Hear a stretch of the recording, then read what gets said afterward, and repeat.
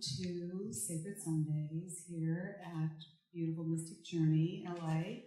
Our new event space, for those of you who haven't been here, we've done a few of our events here already, and some of you are returning tonight. I am Ora Nadrich, for those of you who don't know me, and I am the author of Says Who, and the creator of the Says Who method for transforming negative and fear-based thoughts. And Sacred Sundays is a evening gathering that I thought of to bring thought leaders in, shapeshifters, people that are really making a difference in the world with the work that they do. And I'm very excited to have as my guest tonight, Chandresh Bhardwaj. Did I say that correctly? I was waiting for that. You got it. I got it. Good. Okay, good. Because I don't have to say Chandresh's last name anymore tonight. Right. It was a one-time thing.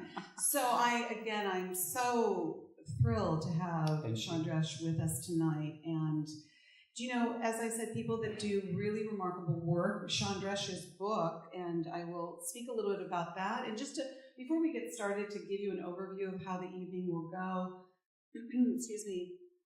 The first hour, we begin with a meditation. I'm sorry if my back is standing on. We'll start with a meditation, and then the first hour is our discussion together, and then we'll break to stand up and stretch and go to the bathroom or do whatever you need to do.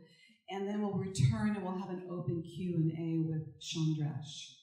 So let's begin first with a meditation. I can do it. Do you want to start? Okay, we're gonna. Oh, you can do it. And you would. Should we toss a coin? Chandresh is going to. We're going to end with Chandresh doing a meditation, and I will begin the meditation. I'm sorry, we're having a little bit of technical difficulties tonight, but they're minor. All right. Okay. Let's bring our focus and our awareness to being here together in this room, holding space together, and allowing ourselves to begin this evening in meditation, inviting ourselves in to just be. Feel yourself in the place that you are, sitting here, allowing yourself to be present, giving yourself the permission not to do anything other than just being. When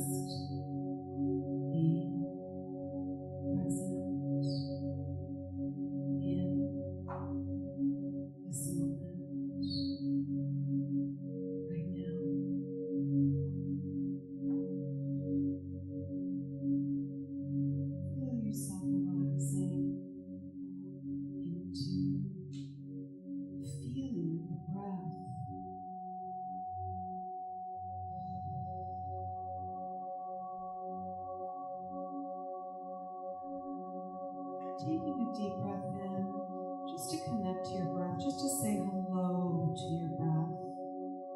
Taking a deep breath in, and then letting it go.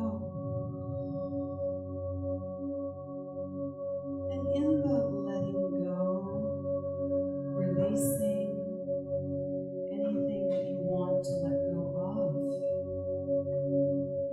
The thought that you just had, the thought that you're having right this minute, anything you think you have to do at any other time other than this moment, and just letting it go. And noting that you are here. I am here in this moment.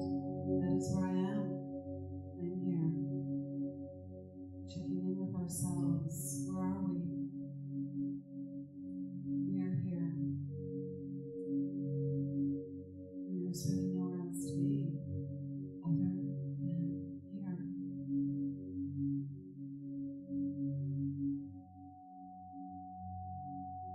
You in your beingness, in your aliveness, breathing. Maybe feeling your chest rising and falling with every breath. Put your hand on your chest if you want. If you want to feel that feeling of breathing, or just feel the warmth of it going in and out of your nose or your mouth, and how relaxing that feels. How our breath can feel so relaxing, so accepting, so forgiving. How generous our breath is, so very accommodating.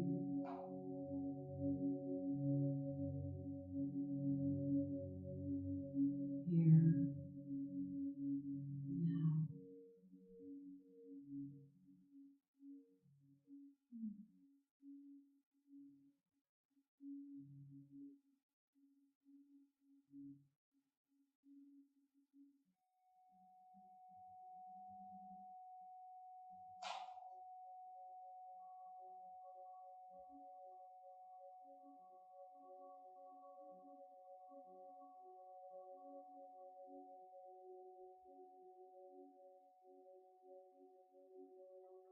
And if the fog comes in, no judgment of it, no expectation,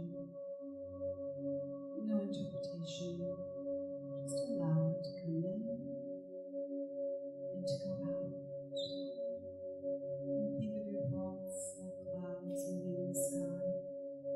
We never stay in the same place twice. We just keep moving, as do our thoughts. Our thoughts, they don't hold on to us. We hold on to them.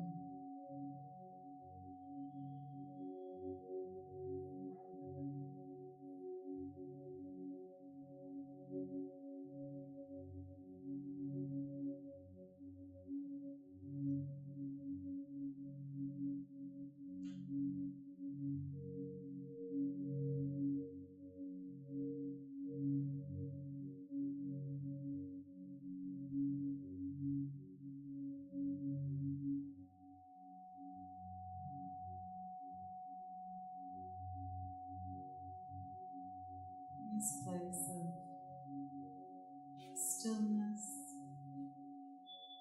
or quietude or me time, whatever you want to call it, if you want to call it anything, is with you always. And all you need to do at any time, whether you're in meditation or out of meditation, is to bring your awareness back to your breath, and it connects you to this place that you're experiencing right now.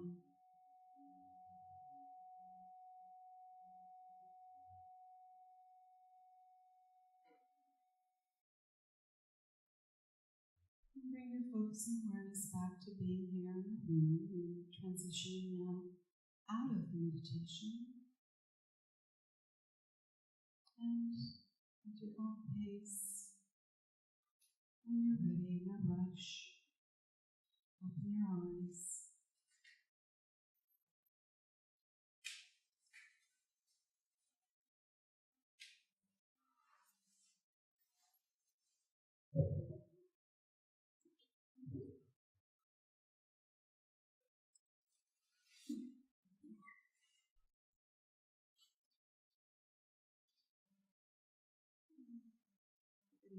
Another minute.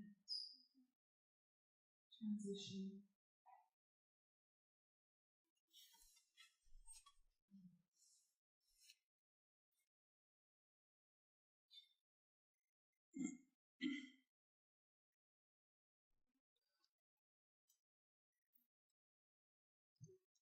Chandresh and I had such a nice talk before where we were able to get to know each other a little bit, having just met, and I had the good fortune of reading Chandresh's beautiful book, Break the Norms. I love the title because it doesn't just end with that. Questioning everything you think you know about God and truth, life and death, love and sex. There's nothing else. That's it. You covered everything in this book. The cookies are not here. That's Leah's job. Next book will question the cookies. And the cookies. You know, love and life and death, love and sex and cookies. It's perfect. That's your next book, right? That's the next one. So let me tell you a little bit about Chandresh. Chandresh is a spiritual advisor and international speaker and the author of Break the Norms. Questioning everything, as I said, you think you know about God and truth, love and death, life and death, love and sex. Chandresh started his Break the Norms movement with his intention to awaken human awareness from its conditioned self.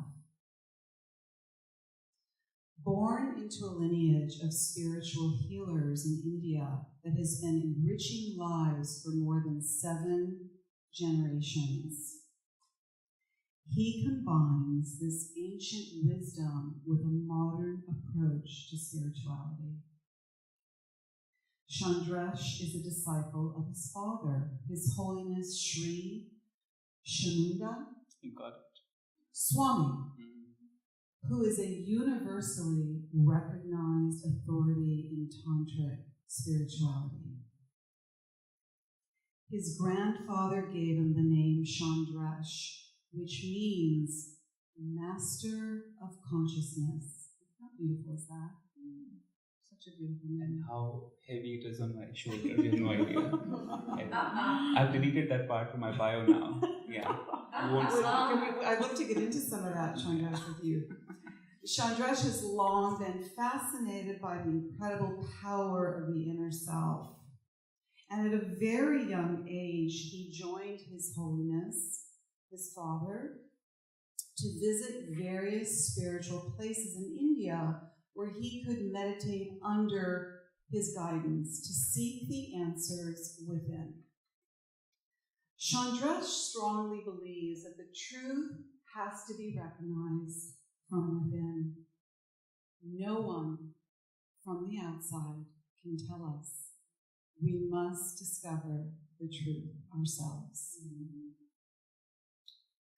And that is, to me, one of the greatest truths. Right. That is truly, if I were to say what is one of the most greatest as well as simple wisdom is, it's about the inner journey. Right. Right. I completely agree. Yeah. Self-realization is the most important truth, I think. And it's called self-realization because it has to be realized through self. Right. No one else can give it to you. Exactly. Right. So Chandresh, let's start a little bit with, just to give everybody an overview of your background, which I would like to know more about too, because you come from this incredible lineage that I'm sure there's a lot there with it. It sounds, especially to us as Westerners, it sounds like the perfect path for self-realization, if you will. But clearly that was the beginnings of your journey. Right. And your journey continues on from there. And Right. you took yourself by choice to come to America, what you said 4 years ago? In LA 4 years ago. I've been in US since 2004. Okay, so 2004, and you went to New York to work on Wall Street. Isn't that your trajectory? Mm-hmm. Give us a little bit of a background of your trajectory. Okay, so I was born in India in this, amazing lineage. A lot of people think because I was born in this lineage, instead of crying on day one in hospital, I started chanting mantras. But that's not the truth. I still cried. I still went through my own, experiences with spirituality.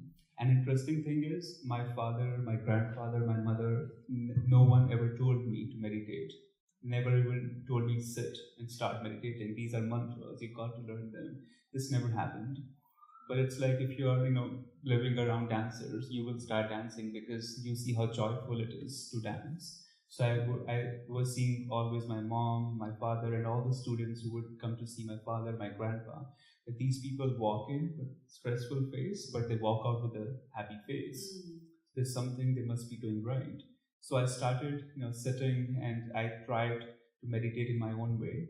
And because I was in India, I grew up watching lots of spiritual TV shows, movies, which were based around Indian gods and goddesses. So I also thought the way you express anger is through meditation. So every time I was angry with mom or dad that they're not getting me this candy or this gift, I would lock myself in a room and I would just meditate for hours. And for me, minutes meant nothing. I was like, if I have to burn down this room with my anger, it has to be 5 hours. So I would sit and meditate for 5 hours, and that was my way of expressing anger. And one day I literally burned the room through the incense. I lit 5 incense. Like, today I'm going to just open third eye. And I was, this old. The incense, fell on the bed sheet of the meditation room, and it started burning. Like your bed? We had a separate meditation room with the bed, the sheets on the floor, and it started burning. So I covered it, and I thought nobody knew, but now I got to know that mom had got to know, but they just spared me. They didn't do anything. So that was my childhood, experimenting with spirituality. I would carry books of Tantra in school, and my teacher would call my mother that Chandresh doesn't bring books of maths or science. He brings Tantra books. And you were how old? I was in 4th or 5th grade. Right. Now, you went to Catholic school? I went to Catholic school. Until 10th grade? Until 12th grade. 12th grade. I was in Catholic school until 12th. Okay. And I would start my day by meditating in church. And I was, growing up in this Hindu family. I was going to monastery of Dalai Lama every week. And my hometown also had the biggest Sikh temple, the Sikh religion in India. So I had so much exposure of these, faith systems and religions. In my experiments with meditation, spirituality, they were getting deeper and deeper every day. And I wouldn't come out of the room for hours. And my mom, my grandma, they started getting worried that he's going to become monk, because that was such a strong instinct in me that why live here? You should rather be a monk. Because my grandpa, I call him grandpa, but he's my grandpa's brother. Was he a monk? He was a monk. So I have a lot of influence of my writings, my poetry, I've got from him. Did you consider it? Being a monk? I would. It's very interesting how I actually shared with my parents, I want to become a monk after I came to US. So that happened after Wall Street. I'll come there.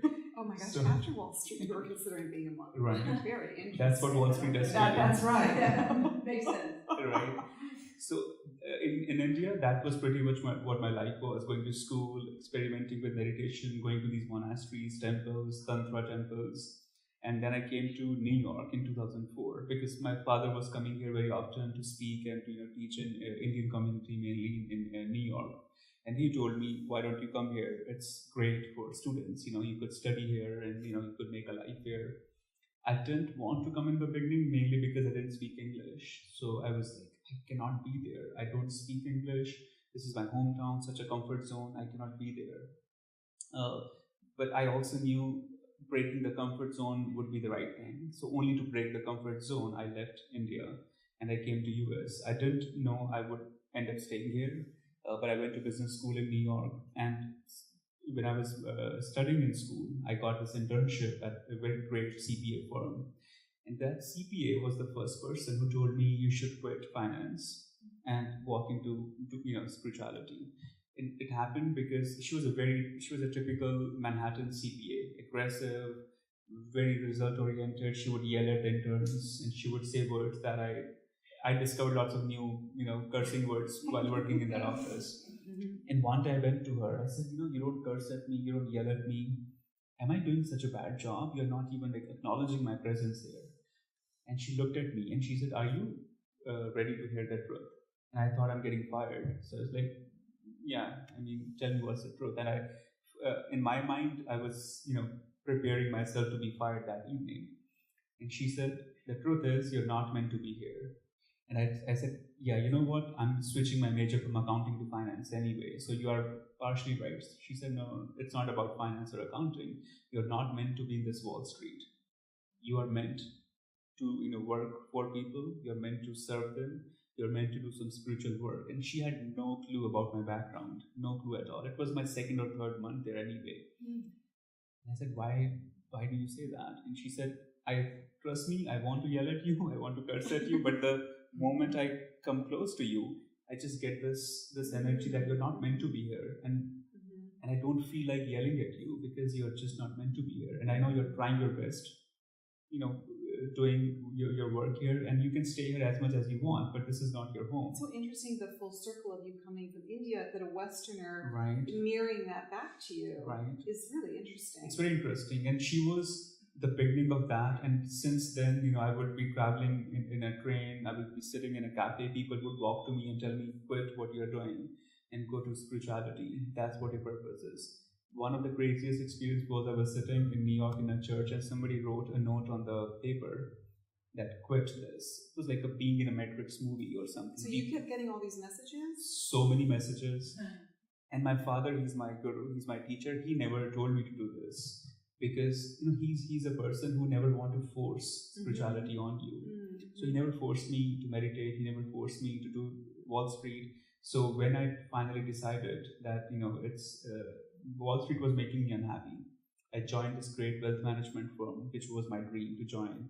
My friends wanted that, they couldn't get a job there. I got great internship and it was transferring into a job. And that's when I told my bank that I don't want to work here anymore. And they said, oh, are you switching to a different bank? I said, no, I'm switching to life management from wealth management. And they said, oh, are you going to insurance? I said, no, it's not even insurance. Right. I'm actually going to, I did not know where I'm going. So I didn't even have the right exact answer for her. But you knew that you were about to embark on a more of a spiritual Exactly. path. I knew clearly Wall Street is not my home. The home is spirituality, meditation, tantra, but what would I do there? I did not know that. But I knew I had to quit that. So I quit Wall Street. And did you quit it with a very clear thinking mind? I was very clear. You knew that this was not what you wanted to be doing. I was very clear when I quit. And I knew what I'm going to do, that's still not clear to me.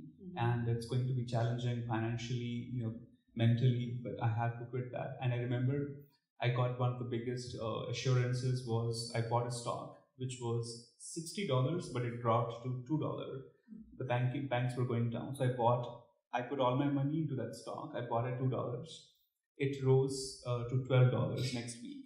So from $2 to $12. And there were quite a big number of stocks I bought. And I was like, you know what, this is a good financial cushion for next few weeks or months, depending on how expensive or cheap I go for next few months. And that gave me the cushion. But I needed the financial cushion for a couple of years. That I realized after I quit the job. But that was the beginning of it. Right. So that trajectory that you went on, interesting that your father, he's your teacher, your guru, correct? And he's the one that actually encouraged you to come to the States.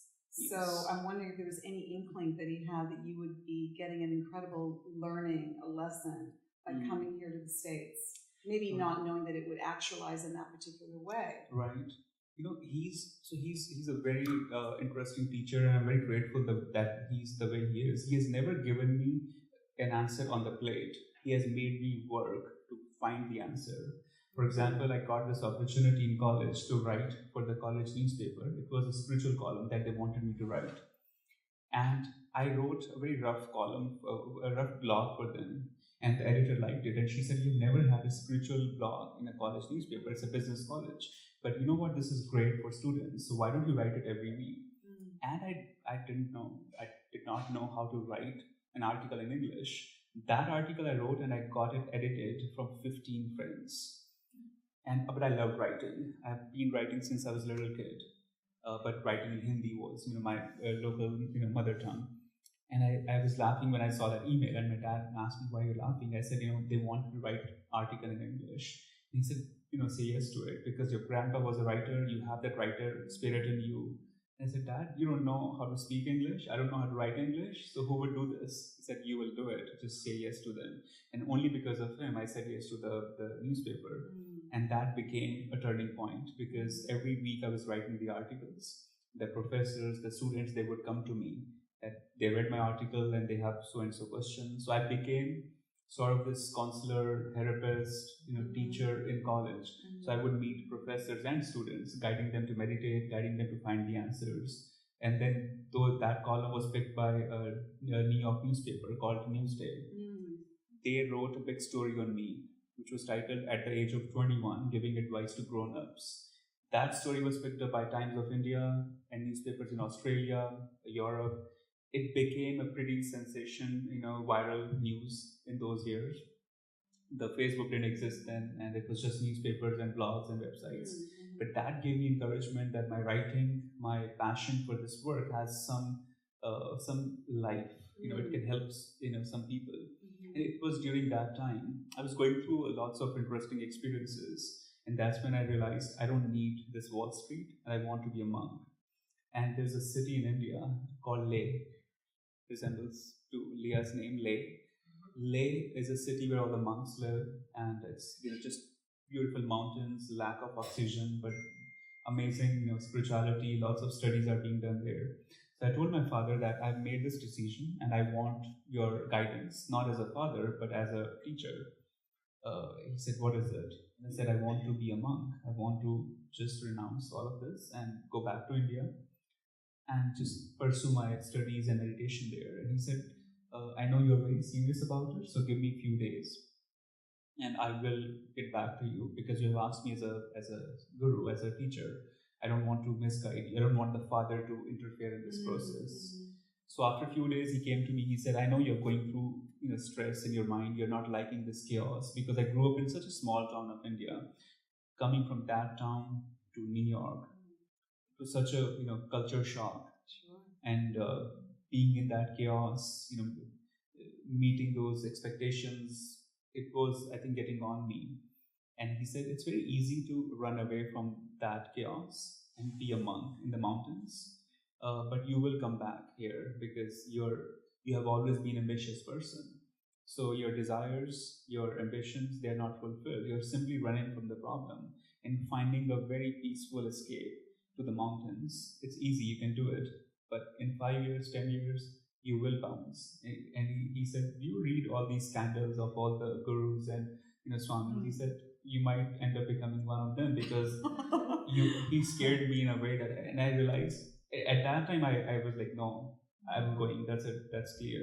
But I knew in my heart that what he's saying is very right. It's just this temporary chaos that's making me want to be there. Well, especially on the heels of New York and Wall Street, everything you're describing, that would seem like and with your background as you're describing, that would be such a natural reaction to something like that. It makes perfect sense. Right.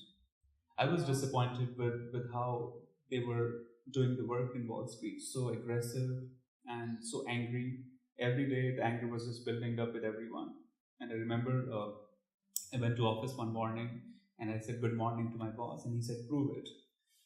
And he would say that every other day because he said, "The Chinese market went down, the Russian stocks are not going anywhere. How could it be a good morning?" And I started believing that the way stock market is going, that's how my life will always go. I used to sleep with a laptop next to me, always on, because the markets in India and China will open up early. So I would want to track every single stock, although I was putting in no money, but still I was tracking. I used to think, imagine when I start actually putting in some solid money, what would I do? I would just go crazy. Yeah. And my intention with going to Wall Street was, it's very interesting, I haven't shared that in the book also. My plan with I was just about to ask you what drew you there, because you can't really be naive. You know that saying, you know what you signed up for. Right. You have to know that is part of the animal. Right, of course. I saw so much poverty around India growing up, and I knew I don't want to be one of those persons who don't have money to do this and that, and need to be successful financially. And my big plan was to contribute all the money towards spiritual education of people, because I always knew the potential in the work of tantra, meditation, spirituality. And my plan with the business and Wall Street was to just gather enough money, enough funds, so that I can one day open Break the Norms Movement Center. So wait, so you had the Break the Norms vision in high school, and that was, and so they gave you the means to do so. Yes, I had planned this when I was in high school. That it wasn't as clear as this, but it was very clear that I do not want to be part of this. One day I would want to create a platform, a system where people can actually break their systems. They can go out of their norms. And I started realizing the spiritual awareness, it has the potential to change the way you think, to change the way you do your actions, make your decisions. But it needed money. I didn't want to create a spirituality which is only catered to just a certain kind of people. I wanted to make it global, have it available, accessible to every nook and corner of the world, and it needed money. And I always, I was very inspired by the lives of the great business leaders, the spiritual leaders, and I was very clear that all of them have done the work in a way that it has to spread out all over the world. And Chandresh, I want to, because I know our time is going to fly by quickly, I want to get into Break the Norms. I want you to be able to explain to everybody really what that means. What does that look like? Do you know what motivated you and bringing that perspective so that people can understand what it really did? What does it mean to break your norms? It really means what it says on the book, questioning everything you think you know.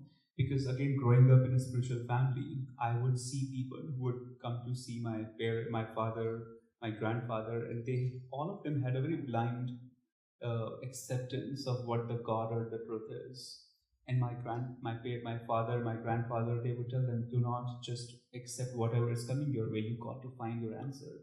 And my father never encouraged me to simply accept what's out there. And growing up in this interesting environment where my father is not even telling me to do anything, but he's a spiritual guru, but his disciples, his students, they are telling me you should be living this kind of life because that's what will give you the success, the happiness. It was very confusing and complicated.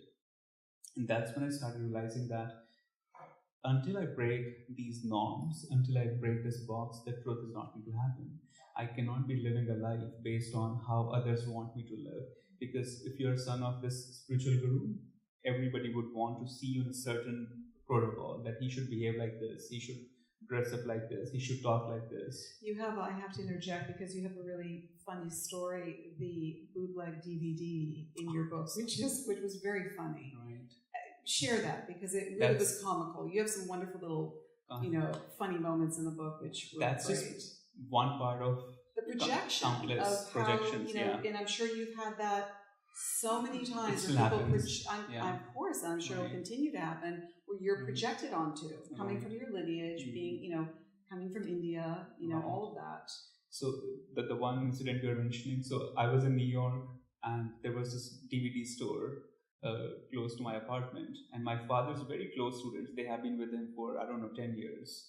So they were there. It was, December time. So it was like a ritual for me to come back from college, get a new movie, a Bollywood movie, and get some good food and, have that food with the movie. So I got this DVD, and, they didn't have original DVDs. The original one would cost $25 or $30. Nobody would want to pay. So they would get original and make copies, the bootleg copies. So $2, $3. And they would just give it to you for $2. You don't even have to rent it. You just buy it for $2. So there was this, amazing movie. I got it, and I invited them. I was like, I'm having a mini screening in lobby. You want to join? He said, oh my God, that's a new movie. they have the DVD already. I said, no, it's bootleg copy. And it was a couple, and the lady, she said, you're watching movie on a bootleg copy. Is Guruji, my father, is Guruji okay with it? I said, he doesn't care if I watch a movie on bootleg. And then she told her husband, and I thought they were kidding. I clearly thought, I was laughing. And again, the husband then interfered. Are you serious? You're watching this movie on a bootleg copy? That's not right. You're his son. If my son watches it, it's still acceptable. But you're Guruji's son. How could you watch this? And I thought they were kidding, but they were not. And they took it. So they really held you up to a standard. Yeah, they spoke about it for a couple of years. Even when they called me, they lived in Boston. Then they moved back to India. They would call me and they would ask me, so do you still watch those movies on bootleg copies? So it was a big thing for them that the son of their guru, he watches a movie on a bootleg. Right, yeah. And I think that what's very, what you explain so nicely in the book is really about the humanness of all of us, that we are that, and that we have these contradictions, and not to, it's good to honor our own authenticity, and you talk a lot about that, and breaking the norms is, again, not taking on what other people project onto you or think you should be, but that in that understanding of self, we are human. Does that make you a less spiritual person because you're watching a bootleg DVD? And how we impose these expectations on ourselves. So let me talk a little bit about that. That there is that duality that people really put themselves through. I think being authentic is the real spirituality. I remember, so my father is known as spiritual healer. That's his label, his title by the people. And I always wanted to learn healing from him. And I remember every time I used to tell him, Dad, teach me healing. First of all, he didn't answer this question for many years. And when he realized that I'm able to understand enough, he for the first time, he said, if you want to learn healing, start to forgive and love unconditionally. That's what healing is all about. And I thought, obviously, he's kidding. Healing cannot be just love and forgiveness. And he said, you're a Leo. Leo people hold a grudge even after they go to their grave. So I want you to release that first of all. Release your grudge, your ego. Because healing is all about, forgiving and loving unconditionally. And when I actually started, doing healing with my students and clients, I realized how right he has been all these years. Healing is not about chanting the perfect mantra. It's not about wearing the best bead and doing some magical miracle in a spiritual posture. It's all about forgiving and loving unconditionally, because that makes you receptive enough of all that grace, of all that strength that universe wants to give you. And then healing happens. My best healing experiences are with kids, or with people who are just very innocent. The more educated the person is, the more civilized they are, the more complicated it becomes for me. Yeah. Right. I really want to dive into Tantra because I think, from a Western perspective, there's a lot of misunderstanding around Tantra. And you talk about it in all the areas of self-realization. Right. And as you also mentioned in Break the Norms, that the misconception of Tantra, that it's only connected to sexual awareness or anything to do with sexuality. Right. And that's really very misleading. So the way you cover it in the book is so it covers every possible area, which is the subtitle of your book. Right. That can be plugged into every single thing in our lives. So would you talk about that? You have a background in it, you teach it. It's so much about what you do. So I grew up among Tantra teachers. I learned Tantra from the beginning. And trust me, never ever for a moment it occurred to me in India that Tantra is all about sex. When I came to US, I remember talking about, Tantra, and they would ask me what kind of meditation, do you do? I said Tantra. So I would either get reaction of being too close or being, reasonably at a distance. I'm saying, these are not normal reactions. They're either loving me a lot or they're just, making a distance. And then I did a Google search, one day, and I realized Tantra is a soft porn here. That's how it is looked at. And I called my father. I asked him, I said, Dad, did you train me to be a sex therapist? Because if you did, this is the time. I can switch my major right now. I don't have to be accounting or finance.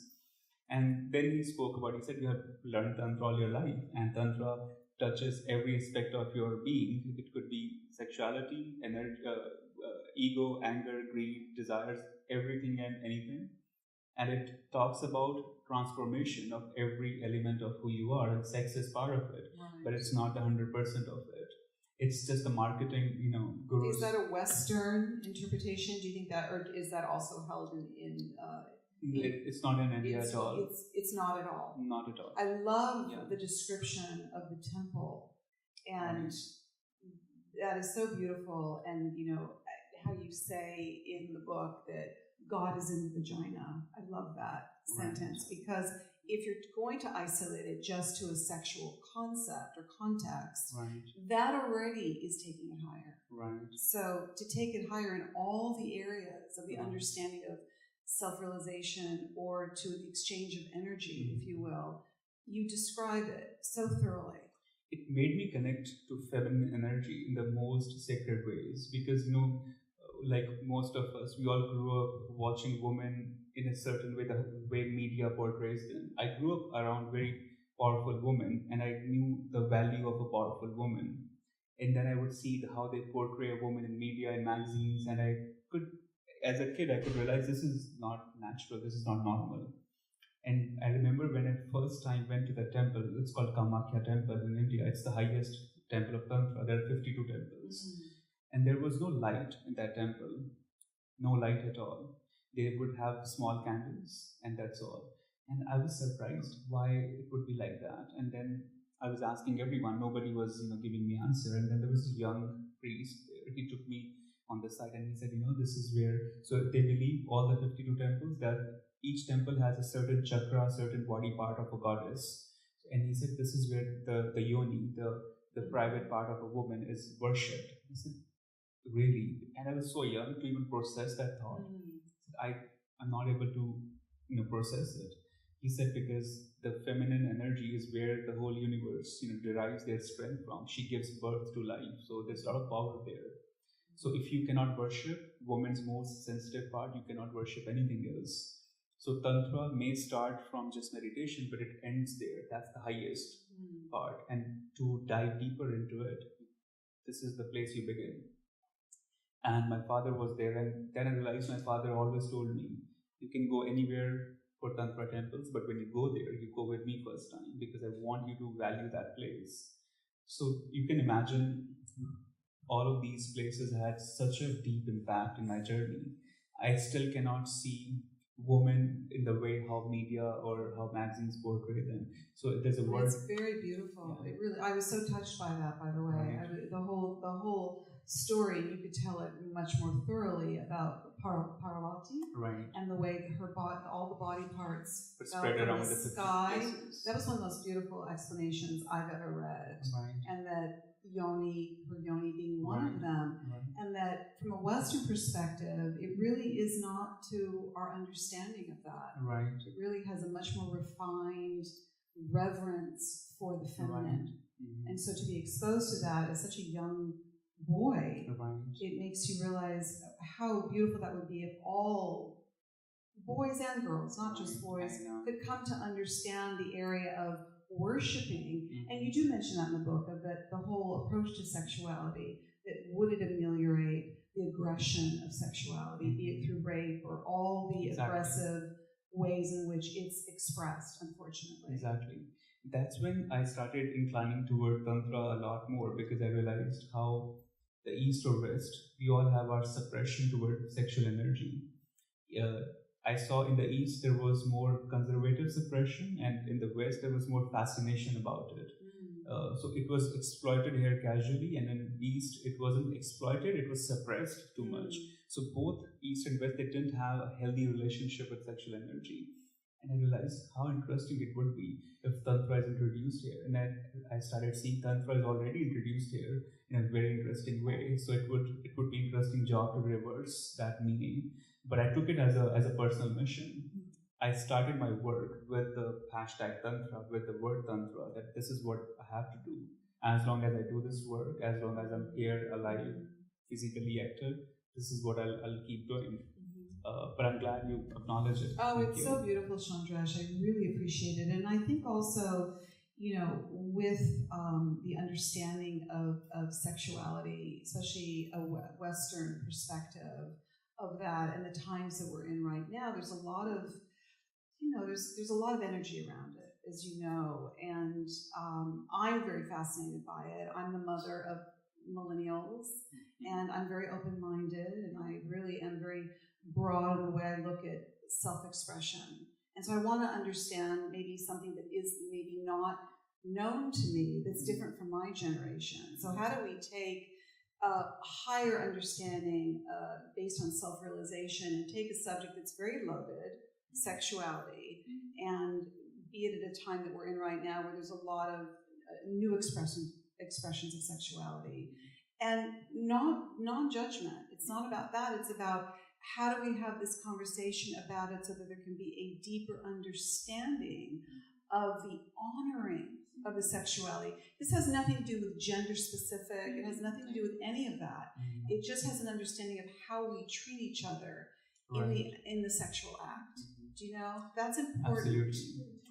I feel it's so important to, first of all, understand your emotions before the sexual energy, your own emotions. Those who are very strong in feminine energy, they connect with their heart instantly. Those who are stronger in masculine, they connect with their third eye. But actually, you should be connecting strongly to your navel. Once you connect strongly with your navel energy, the expression, the energy of your sexuality, it starts to flow in the right way, because this is the area of courage, expression, connection. And so many of us struggle with that courage. So many of us struggle with that liberation. It could be, as you said, there's no gender, here. You could have more masculine, more feminine, doesn't matter. We all struggle with that courage, that free flow of your energy. We are told not to laugh where we want to laugh. We are told not to cry where we want to cry.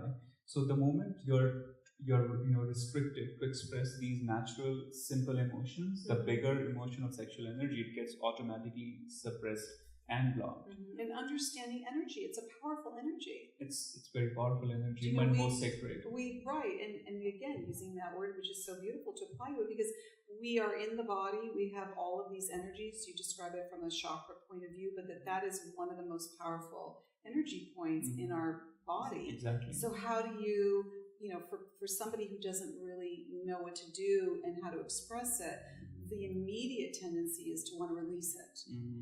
To want to throw it off. It's like a sneeze for most people. They just want to sneeze it out. That's all. And they just feel relaxed after that. Right, exactly. We're going to open it up to Q&A for anybody who has any questions for Chandresh or myself. The Tantra conversation, as I said, is such an important one. And I'd love to see that conversation continue. But we're going to open it up to anybody who has a conversation, has any questions, or we can continue more of that. Does anybody want to? Yes, yes. I have a question. Can you describe how the Eastern Indian sexual perspective? Perspective, or let's say don't be too specific, but how would a sexual perspective or sexual experience differ than it would be here in, let's say, Los Angeles? Total Western philosophy. How Repeat the question. Okay. So how the sexual perspective, how would it differ from a Western approach to one that the Eastern that you can shine light on that. Right. So interesting thing is India has been land of Kama Sutra. That's a very powerful scripture on sexuality, relationships. It has temples like Kamakya where they worship the woman, the feminine. There's so much out there about sexuality, but that was the ancient India. The ancient India was very open and very much open and deeper toward sexual energy. But as the modern India, or the India I grew up in, I clearly saw a lot of suppression towards sexual energy, and that's what I grew up watching around. There was a college in my hometown where you actually are penalized if you speak to a girl. If a girl speaks to a boy, or if a girl speaks to a boy, or a boy speaks to a girl, there's a fine imposed on them. I don't know if it's still, they have it on, and this is just 10 years ago. I'm 31 now, so when I was 19 or 20, they used to have this fine on if I'm I'm a guy, I'm speaking to a girl, and if the teacher watches it, because they feel it could make things complicated. Boy and girl talking. In my hometown, you cannot just meet any girl openly. Now it's obviously a lot different, but when I was growing up there, I clearly saw a strong suppression around sex, a very conservative approach toward it. But I was also a very avid reader of Tantra, and I was very, very much into meditation. So these things did not make sense to me. And when I came to US, I saw a very casual perspective on sex. In East, it was suppressed, very conservative. Over here, it was more, fantasized. It was more casual. It was more exploited super easily. And I clearly saw that's also a problem. Where's the balance? And as I started traveling more and more, I clearly saw the Asian side is suppressed. Over around the European, the Canadian, the US, it's more casual, it's more just fantasized a lot. And unfortunately, I think both East and West, they do not, the youngsters in East and West, even, not just the youngsters, probably everyone, we don't have a healthy approach toward feminine energy. We do not have a healthy perspective on sexual energy. It's still a taboo. Death and sex, I feel these two subjects need to be understood and lived in a very spiritual way. Please. But how, so the only way, I don't mean to be straight up, but the only way a woman and man are going to have a sexual encounter is through marriage? How do boyfriend, girlfriend? I feel marriage is a man-made institution. Not a big fan of that institution. I feel love always stays on top. And when you are in love, marriage or no marriage does not make a difference. Love is what's needed. And sex is a very initial stage of a relationship. It's the first step of the experiencing consciousness. It's not the last. A lot of people experience that bliss during sexual experience, and they feel this is what it is probably, and they get stuck there. So what I'm trying to encourage people to move beyond that first step. Sex is the first step of the ladder, not the last, not the second, not the third. There are many other layers of consciousness that you got to experience, but sex will probably begin you, but it's not the end. It's not even the second step. You can begin there, but you have to move beyond it. But if it's a taboo to talk from a man to talk to a woman, how do you ever get to get together? How does it ever get to sex, I guess? If it's taboo just to talk to each other. And this is the reason why rapes would happen. Why the moment they get married, they have a child in the first year itself, because there's just not enough awareness around sex. And I'm not surprised why India has a population of billion plus people. This is definitely a challenge, and I thought it's only a challenge in India. But when I came here, as I said, it's overly exploited here. So the problem exists in both East and West. It's just handled differently. It's suppressed differently. You're talking about two different extremes, really. Right. You know, exactly. As you said earlier, one is more of an oppression, right, and the other one is more of an exploitation. Mm-hmm. So you're coming from, and how do we merge the two so that there's some kind of a better understanding that you don't have to have these extreme expressions of something again that we said is very natural. How do we balance the two? First of all, we have to stop seeking the outside first. Don't seek the partner, don't search for it, do nothing, just work on yourself. First of all, your self-acceptance, who you are, your emotions. The self-acceptance is the most important element. When you accept your emotions, when you accept your anger, ego, desire, sexual energy in its complete element, only then you could actually give love to someone. Love is not what you do, love is who you are. It's a state of being. So when I can only give you something which I have. If I don't have self-love, I cannot give that to anyone. The problem is everyone is squeezing happiness out of each other in the name of love. And that's where things get complicated. You should be in love when you have nothing else to do. Love is just overflowing and you have to give so much. But the problem is we are falling in love because we want to take love. We want to extract love from the other.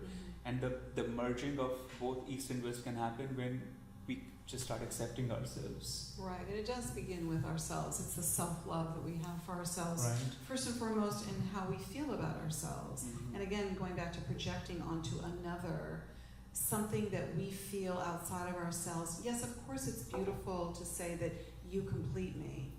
But the idea of, well, when does the completion end? If we look to each other to complete one another, Right. there will invariably, that saying, the honeymoon phase is over. Right. Then you no longer feel that that person, the burden that you're placing on someone else to fulfill something in you to feel complete and whole. Mhm. It's two people that are whole that come together and join together. Right. Do you know? And I Exactly. think there's so much of that is projected again onto one another.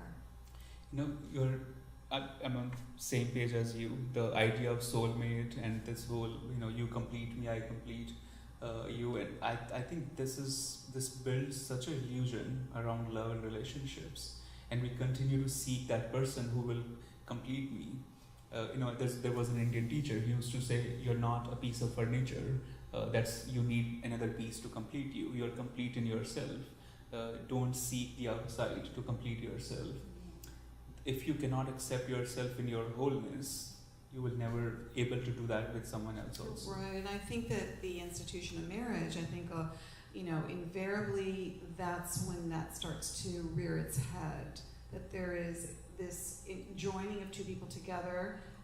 Authentically, love is there, Right. and then it begins to, decline because of the expectation of the other to fulfill something in you. And I personally feel that the evolution of two people in union, whether it's, bound by a piece of paper or not, is that you're growing and evolving together.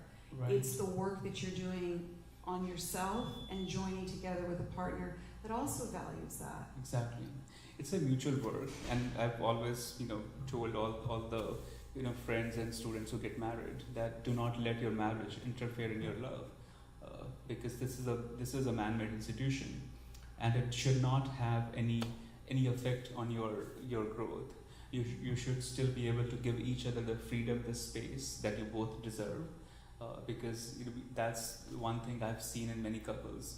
The moment you get married, the man feels now she has to live up to certain roles. The woman feels the same, and that's when the love, the curiosity starts to die. I think the greatest learning happens in your relationships. Absolutely. You want to know who you are.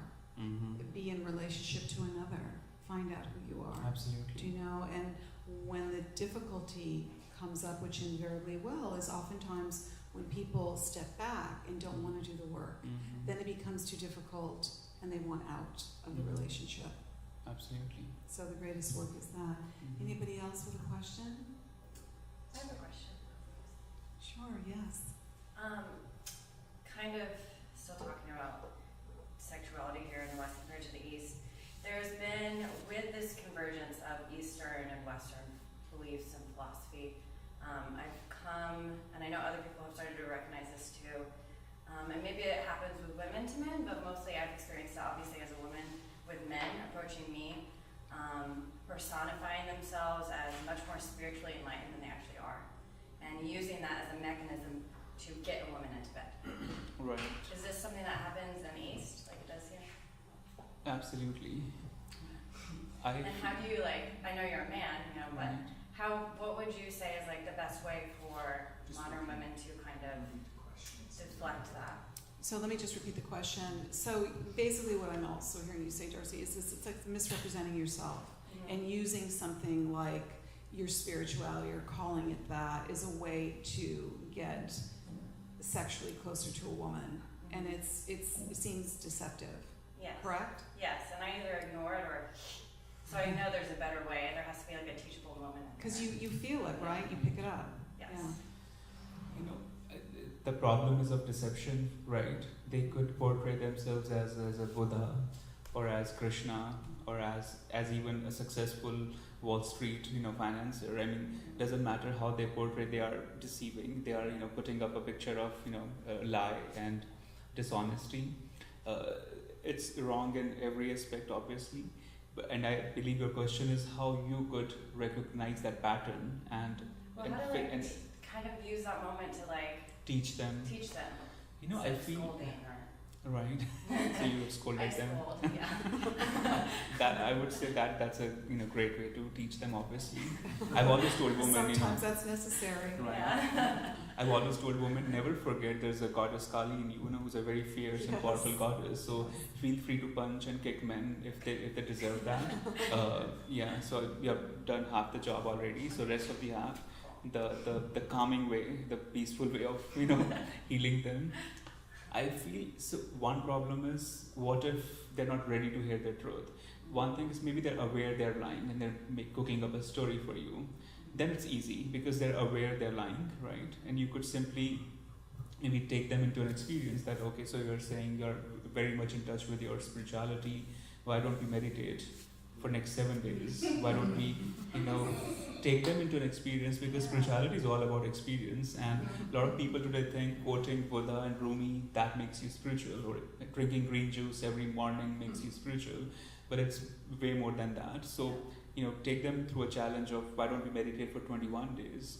And that movie of 40-year-old virgin? Yeah. He says we'll not do anything for next, 30 days. We'll just have our dates as, fun, eating, hanging out. And that gave him some time to just, relax in that vibe. So give that some sort of that 21-day challenge to that man. Why don't we meditate together or separately for next 21 days? I love that. And you should share your experiences. Let's not make it sexual. Let's make it spiritual, because you are spiritual anyway. So it should not be complicated. So if he proves to be a real compassionate man, then obviously he's worth that attention and that love. And if he's not, most men do walk out after a few days. You know what? Yeah. I was hoping for a quick slip in, but this is not that. But that's what I would recommend. I do believe also, I think women are, there's a beautiful saying that always really resonated for me, and that is something like, women are looking to the heavens and man is looking to woman. I've heard that. Yeah. And it's such a beautiful image to me, and that we really are the ones that need to lead the way, and that it's really incumbent upon us as women to guide men and be the priestess and be the one that honors our temple, and that we bring them into our temple. Do you know? So I really feel like, and I love Chandresh's idea that, one could say, oh, it's like making a man jump through hoops. Well, that's not such a bad thing. Do you know? It's like training and guiding. It's a beautiful thing that women can do. We offer that up. We bring them into our temple. And we have to be able to speak our truth to them. And if he can't hear it, maybe he can't hear it right then and there, but maybe he will at another time and return back to you and respect you even more. Women's liberation is man's liberation. Society has been, doing it opposite. That when man is stronger, the woman is stronger. But the truth is, when woman is stronger, the man becomes stronger. Because as Ora said, women are leading the way. They got to lead the way. And I've been seeing this T-shirt a lot lately. Female is the future. And I want to correct, female is not the future. Female is present. Female has always been here. Even though it was suppressed feminine energy, but it was still ruling. That suppression was also playing its importance in the society. If there was no feminine energy, there wouldn't be Gandhi, there wouldn't be Martin Luther King. So many men derive their strength from the feminine energy. You can read any man's journey, any great man's journey, he has derived his strength from woman. And I feel woman has existed in its glory, it is existing even right now, and it will continue to be in future. But saying that female is future, I feel female has always been, stronger. And women need to acknowledge their own strength. You don't need to imitate men. You don't need to do something that a man is doing and then saying that we are equal to men. You're not equal, you're special, you're unique. You don't even have to compare that. And it happened in Wall Street a lot. Women would compare their journey to man, that he's $100 billion hedge fund manager. I also completed $100 billion this year. But it's never, if you start doing that, there's no difference between that rat race a man is playing, you got to just find your own glory, find your own expression. Because women have much stronger and much important role to play than just going out there and doing that 9-to-5 thing. They have so much more to contribute in society through their just presence. And I think it's understanding that, of course, with women's rights and the whole idea of raising the glass ceiling. I mean, there's a lot of things on the women's journey that we have come so far and we have farther to go. And to understand that with that, we are also very powerful, and that we are these exquisite beings, that men really do idolize us, and that we hold so much more power. It's not a power play between men and women. It's that we are in fact powerful just as well as men are powerful. Right. And that we can each bring each other into the understanding of the conversation of respect. I think it's so important. It's very and important. I think that, talking about Wall Street or talking about where sometimes that schism happens is feeling the inequality and feeling that, women are still, without turning the conversation into it from a feminist angle, Right. but that how do we respect each other? And the most important area of that respect, I think, has to start with how we treat each other, not just Right. how much money we're making comparatively. Right. How are we treating each other, And I think it's such a challenge in every industry, Wall Street, entertainment industry, it could be the Indian movie industry or Hollywood. It's a challenge, the comparison between a man and woman. The Wonder Woman came and everybody's appreciating there's a woman, as a superhero. But it's sad that it's still a challenge. It's still, women still need to prove their worth through all of this. But Right, and it's an important conversation. So, yes. Well, the question was either what is your most powerful meditation experience that you've ever had, or your most powerful experience you had helping somebody with your advice? Let me just repeat that question for Chandresh. Or it's a double question. What's the most powerful meditation experience you've had, or basically any? And the second question is, you seem to help a lot of people. So what is the most fulfilling experience you've had helping somebody? so the first one is a very emotional question. And the moment you said it, I took a deep breath because I want to answer it without getting too emotional. So, my experiments with spirituality were happening.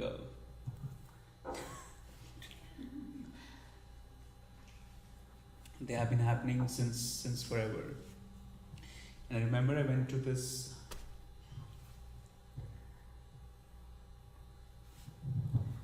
You can talk about this. I'm so happy. Thank you, Chandresh, for sharing your story with us. The water is not helping. So, my experiments with spirituality were happening in a very interesting way. My dad's friends would tell me, they would tell me, It's all right.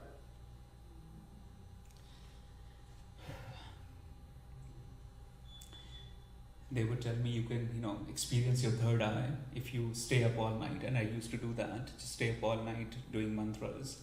And I didn't find anything. I was trying too hard, didn't find anything.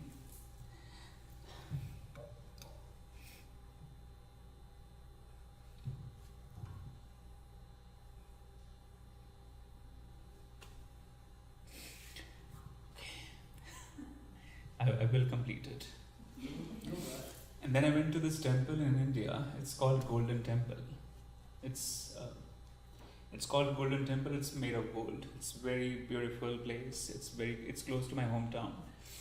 I went there, and I went with my friends, and I was still in high school.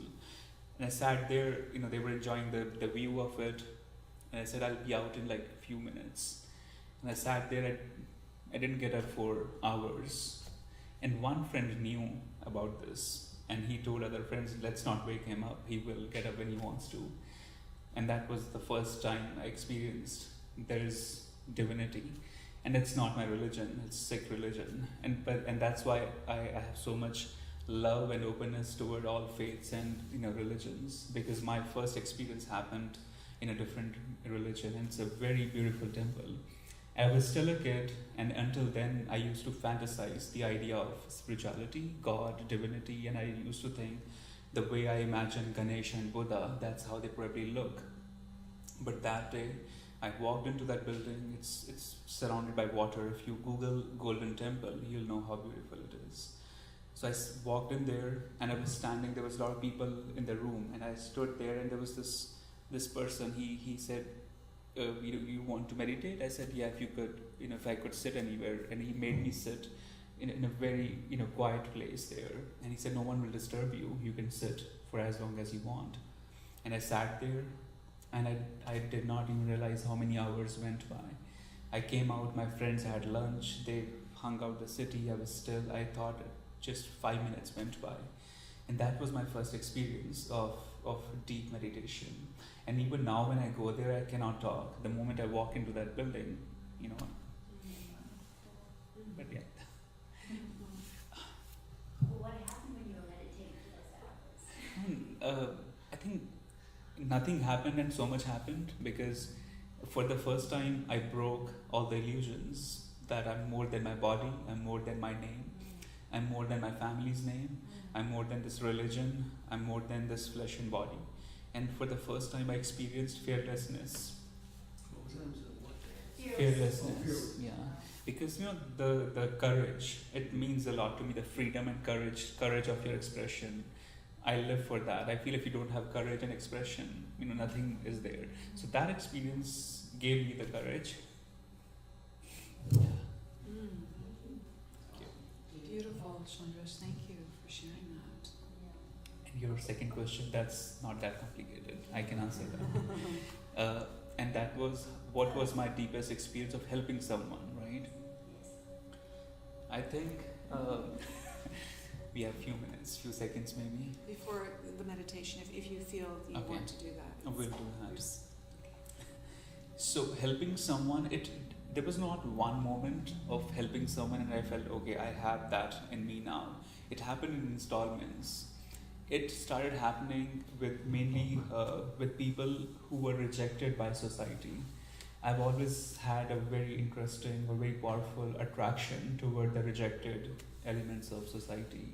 They could be humans, things which are not accepted by society. So when these people just started coming to me, who were rejected by their partners, society, family, anyone, I started working with them.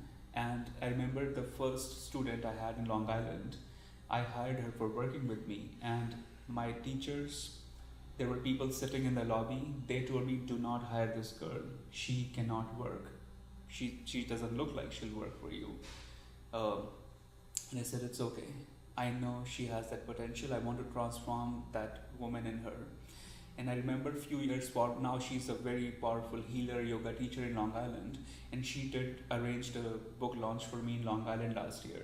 And I got flowers when I walked into the book venue. And when the launch was over, I said, Jessica, take these flowers for you, take them home with you. And when I was giving those flowers, 2 flowers, fell in the mud. And there was a bunch which stayed in my hand. I said, I'll take that flowers in the mud. You take these. And she said, why do you like the flowers in the mud? I said, I don't know, I like these. She said, that's why you accepted me, because I was in the mud. So these people who were never accepted by others, I find my strength in them. So yeah. These people have taught me how to heal. These people have taught me how to accept myself and them. And I would love to hang out with a homeless person for a day rather than a spiritual yogi meditator. Because I learned so much with a homeless person. Yeah. But thank you for these 2 questions. Have you ever worked with anybody I know that in Tibet, blind people are rejected as they were sinners in their past life, because I was watching the show last night. So those people that are really rejected and terrible, were made, deformed people. Have you ever worked with people that really were rejected because of their physical? Yeah, some of them are physically deformed, but most of the people who come to me, I'm not talking about the Wall Street clients, the Beverly Hills, the Hollywood, but the majority, the other group that comes to me, they are labeled as sinners or not accepted, or they are DTs, no harm. Yeah. I work with many non-profits that help domestic abuse victims and stuff. Yeah. Thank you. I'm sorry. I was just informed that we've actually run out of time. So I know we could continue so much with Chandresh tonight. There's so much more to share, so much more to understand and to shine light on. So I want to thank you, Chandresh, Thank you. for